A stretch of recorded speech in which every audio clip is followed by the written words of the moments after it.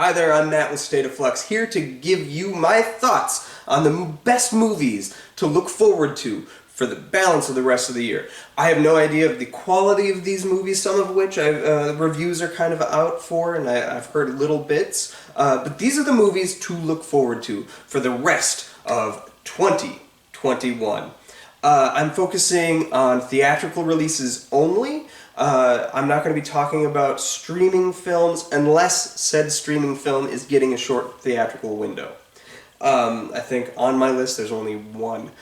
But let's start with October. October has a couple really weird ones. A lot of human hybrid films. So let's start with the 1st of October. We are getting a very small release window for a movie called Detain. Detain is a French film. It is said to be incredibly bonkers, incredibly brash and in your face and violent, and the desire of the filmmakers to sort of inspire a little bit of vitriol. And so this movie is a kind of love it or hate it film by reputation. In it, it's about a young girl who's in a tremendous car crash, gets titanium plate in her head, and then grows up. The movie is highly sexualized, but from what I hear very early on in the picture, this woman gets impregnated by a car. And that sounds wild. What's even more wild, this film at the Cannes Film Festival won the Palme d'Or. Some previous Palme d'Or winners, that's their best picture, are Pulp Fiction, Tree of Life, Parasite. These are the cream of the crop, best of the best movies, and it's wild that this film is the recipient of that, and because of that I am pumped. The theater that is my local chain is getting this film, so I will hope to have a review up on and around October 1st, so keep a lookout for that. Moving on October 8th, we have another film that is a foreign film. I'm not sure of the country, I do apologize. But it is the movie Lamb.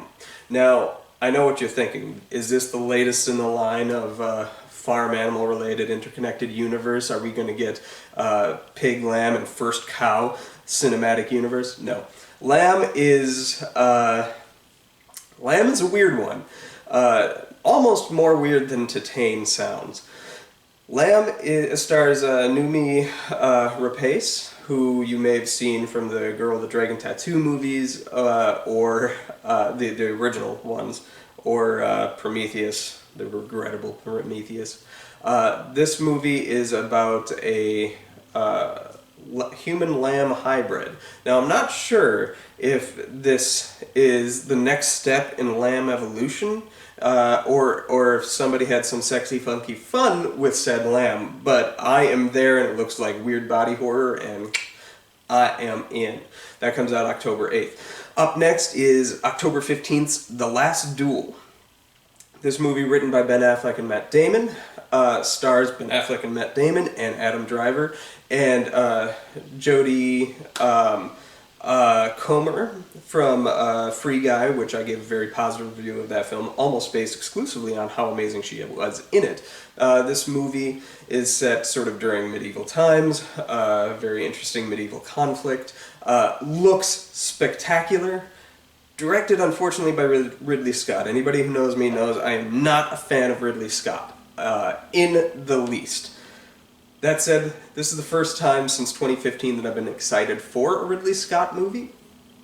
And, yeah, looks really good. Reviews are kind of mixed, trending, towards bad, but I have faith that I will find something to love about it. I do have a deep, hardcore love for those 4 actors that I mentioned, so let's see if they can elevate it. And I've never disliked a movie that Ben Affleck has written. Same can't be said for Matt Damon. He's had a clunker in there. But anyway, moving on to October 22nd is Dune, Denis Villeneuve's Dune. I include this one on the list almost charitably, because I don't think he's going to be able to stick the landing. If any director could stick the landing, it is Denis Villeneuve. Because I had zero faith in a Blade Runner sequel. I did not like the first Blade Runner, and I thought his sequel not only was a tremendous film, one of the best of 2017, it was one of the best sequels I've ever seen. So if anybody can stick the landing, it's him. That said, the intellectual property that is Dune is essentially an unfilmable film. Like, the book is graced with ideas, and presenting ideas on screen that are somewhat high concept for science fiction is really hard to do, especially when you have a studio that's really pushing the action sense of the film, and I guarantee you there's no more than 2 action scenes in that movie, yet the trailers show that this is going to be a spectacle-driven film. I'm not convinced that's true. So we'll see where we land on Dune. That said, faith in the filmmaker. Rounding out October is October 29th, we get Last Night in Soho.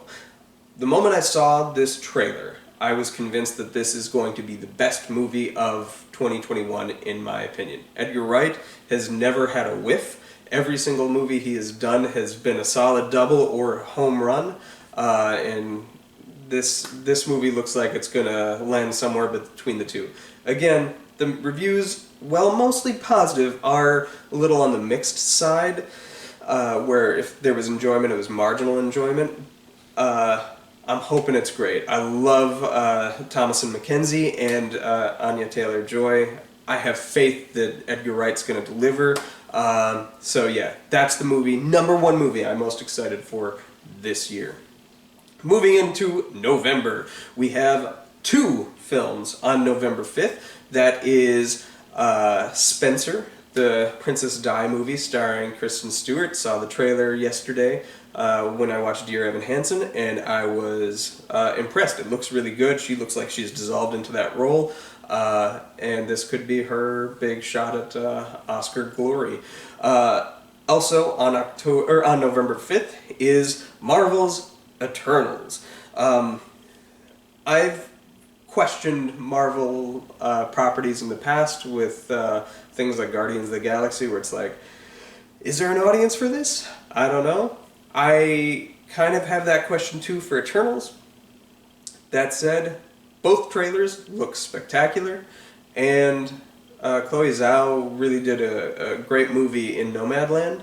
I'm curious to see how her filmic sensibilities translate to the Marvel Cinematic Universe, but this movie does look really, truly pretty. So I have faith, and it's assembled a great cast.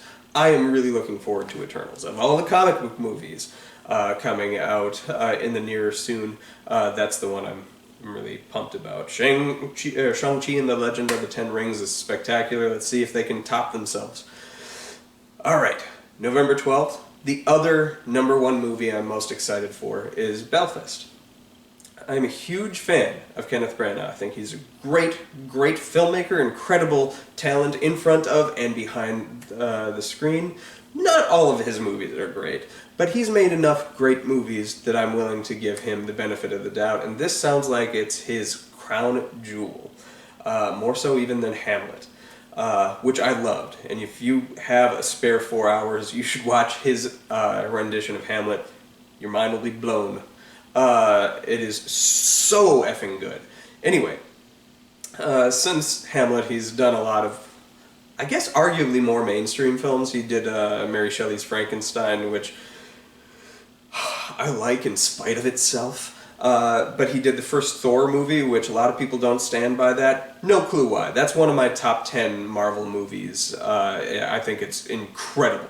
And like, barring the first Iron Man, that is the best solo film, introductory solo film that Marvel's put out.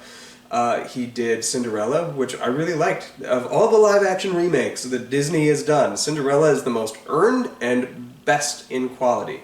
And the more you see it, the more you respect that film. And I really liked his Murder on the Orient Express. Let's see what he delivers with Belfast. Super pumped. It's sort of a pseudo-autobiographical story of his upbringing in 60s Ireland. Then, on November 19th, we have 2 more movies. King Richard. Trailers look good. Looks like it's going to be a powerhouse performance for Will Smith. Might garner him some Oscar attention. Early reviews are that it is really good. The other one, whose early reviews were insanely positive, was Ghostbusters Afterlife. It would be nice and refreshing to get a genuinely great Ghostbusters movie. I liked the 2016 Ghostbusters. I'm one of the few that stood by that film from the ground up. My only problem with that film is essentially it's a reimagining or a remake. I was under the impression when it was originally announced that it was going to be like like Ghostbusters adjacent story where you were going to follow just a new team of Ghostbusters within a world where Ghostbusters already existed. That appealed to me much more than another like remake of a near perfect movie. That said, Ghostbusters Afterlife is a direct sequel to the original movie. Sounds like it's even ignoring elements of the second one, though it will probably, tip of the hat, acknowledge that the second one existed. The reviews have been great. It looks stunning, and it looks like just the perfect companion piece to that first movie. Pumped! The first Ghostbusters is one of my all-time favorite movies. I am there. On the 24th, I want to say, or the 26th, we get two movies. One of them I think is genuinely going to be great, and that's Encanto.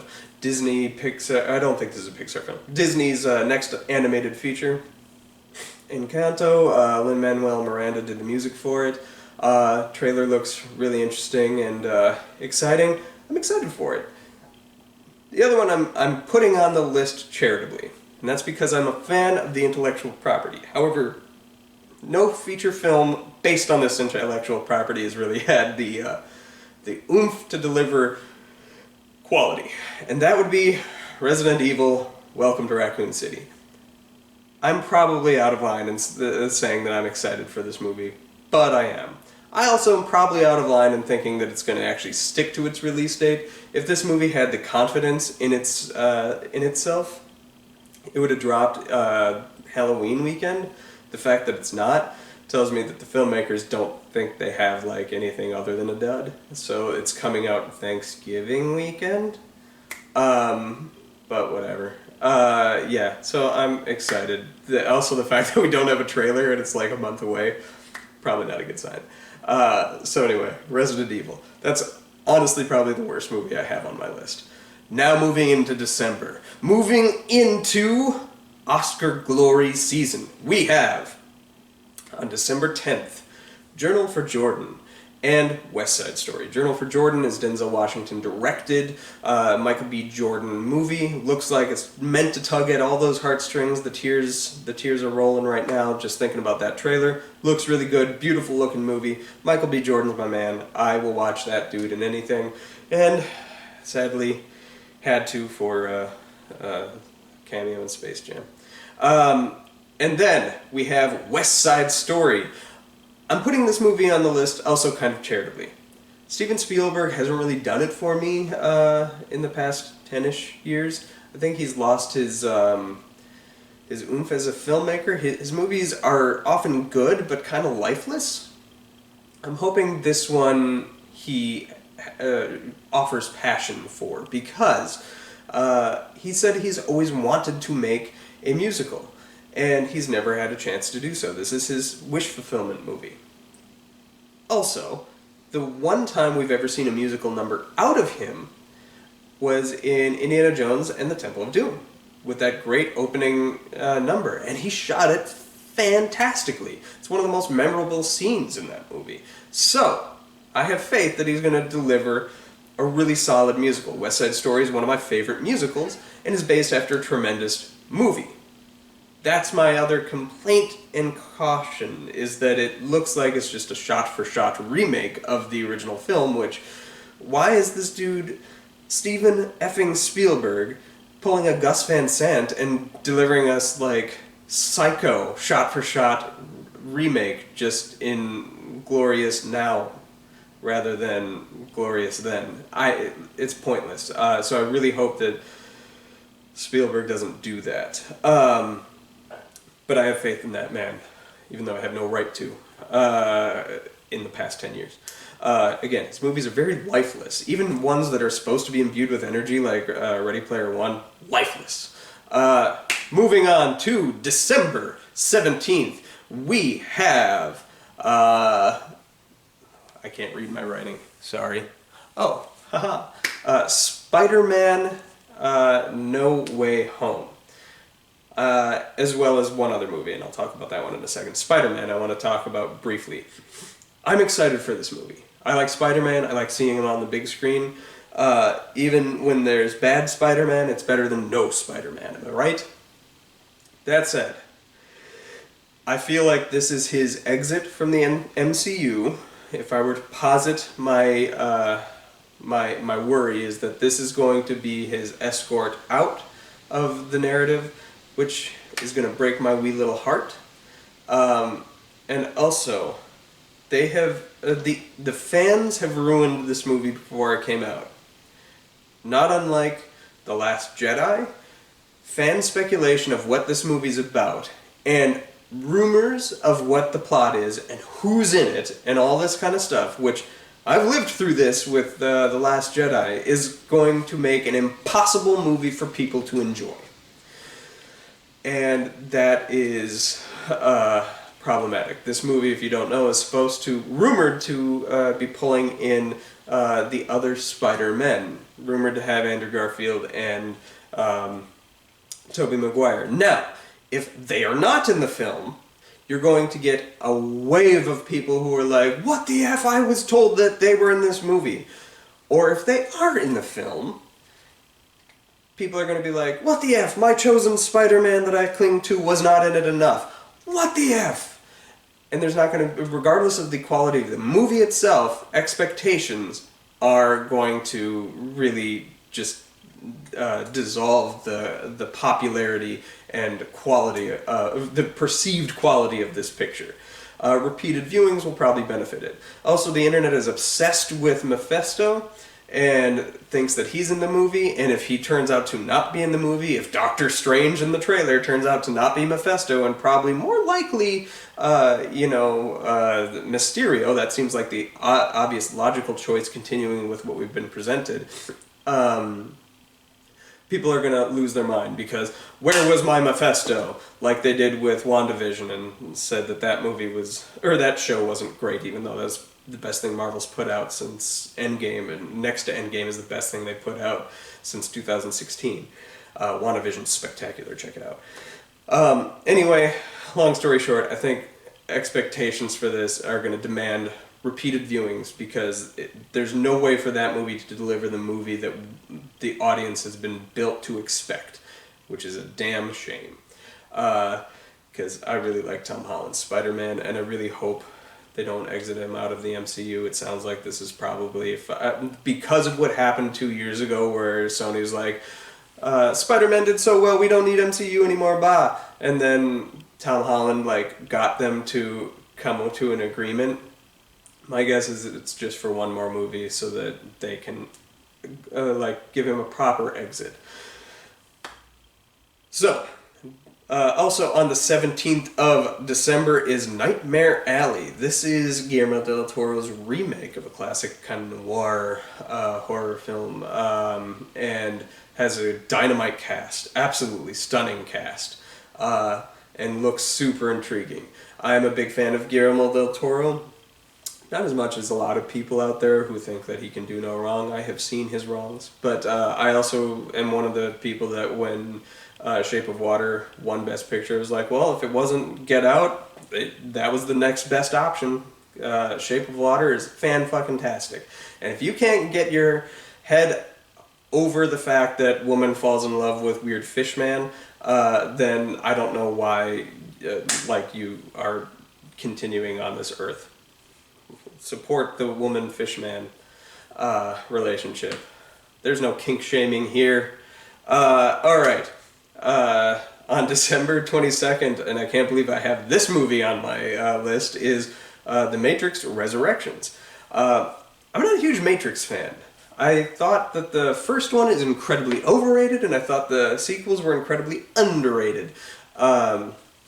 I'd give each film probably around 3 stars. It's been a while since I've watched them, but they're all fine movies. They're all good. Have things that I really, really, really, really, really like about all 3, and things I really, really, really, really don't. But I think all 3 are about the same level of quality, and This one seems to be made to address me specifically. Like, one of the things I just don't like about the Inherent Universe, especially with that first film, because it seems to be most visually noticeable in that, is everything has a greenish hue, and it's just kind of, for as stylistically amazing and appealing to look at, it's just a fugly movie. And I don't like the look or the feel of it. The action has no weight to it. There's no impact when the violence on screen is happening. It's just unfolding, and people are like, it's like dragging your dolls around and or your action figures and like banging them around. There's no sense of weight or danger. This trailer seems to address both of those things. It's nice, it's bright, it's orange, it uses colors. There's a color besides green on screen, and oh my gosh, it's great looking. And then you have the fact that the action looks like it has weight to it, and it looks a little more Inception-y than Matrix-y, and I kind of dig that appeal. I'm also just curious to see where this story goes. Once I saw the trailer, I was like, what is this movie really going to be about? They call me interested. I don't think they'll be able to land the execution, or I don't think she will. She's solo directing this time, Lana, I believe, Wachowski. But let's see. Let's see what you have to offer. You apparently have the passion. Let's see what you deliver. And then, last movie that I am genuinely excited for 2021 is, on Christmas Day, The Tragedy of Macbeth. This is Joel Coen's solo directorial effort, bringing Macbeth to life, starring Denzel Washington. Trailer looks stunningly gorgeous. I'm a huge Shakespeare fan, though Macbeth is not one of my favorite ones, but that's the beauty of adaptation. Let's see if Joel Coen can get me to discover something within Macbeth that I didn't appreciate before. The Coen brothers, together and individually, have made some of my all-time favorite movies. Let's see what Joel brings to this. I am excited to watch that. So yeah. Drop down in the comments below, what movies are you excited for? Do you think Titane and Lamb sound as batshit crazy as I do, and does that ignite your interest, or does that repulse you, as it does my poor wife? Yeah, so look out for, I hope to review each one of these movies on the list. Some of them I might not be able to get to, because life happens. But yeah, drop down in the comments below which movie you're most excited for. Do you agree with my opinions? Do you not? Like, subscribe, hit the bell, all that good stuff. Thanks for watching. Bye.